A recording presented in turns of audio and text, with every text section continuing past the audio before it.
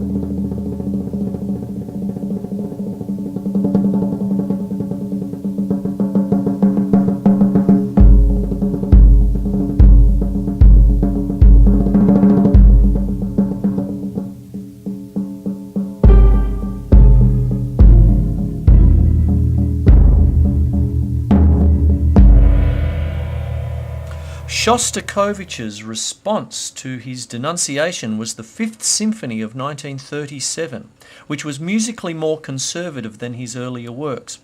Premiering on 21st of November 1937 in Leningrad, it was immensely popular, and the success put Shostakovich in good standing once again.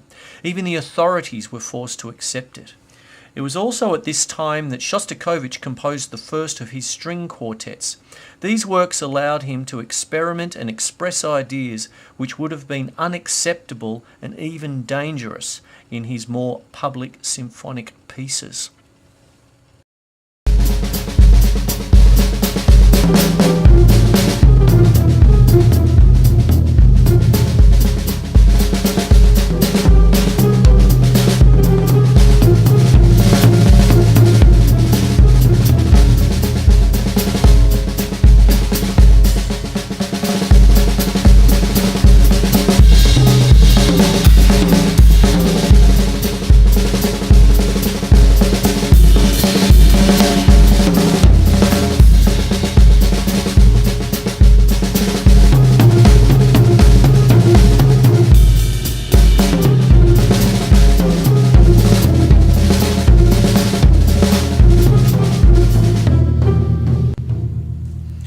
After the outbreak of war between the Soviet Union and Germany in 1941, Shostakovich initially remained in Leningrad.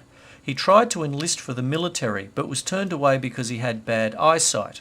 To compensate, Shostakovich became a volunteer for the Leningrad Conservatory's firefighter brigade and delivered a radio broadcast to the Soviet people. The photograph for which he posed was published in newspapers throughout the country. But his greatest and most famous wartime contribution was the Seventh Symphony. The composer wrote the first three movements in Leningrad and completed the work in Kubyshaev, now a settlement in Volgograd, where he and his family had been evacuated. Whether or not Shostakovich really conceived the idea of the symphony with the siege of Leningrad in mind, it was officially claimed as a representation of the people of Leningrad's brave resistance to the German invaders and an authentic piece of patriotic art at a time when morale needed boosting. The symphony was first premiered at the Bolshoi Theatre in Moscow and was soon performed abroad in London and the United States. However, the most compelling performance was by the radio orchestra in besieged Leningrad. The orchestra only had 14 musicians left, so the conductor, Karl Eliasberg, had to recruit anyone who could play a musical instrument to perform the symphony.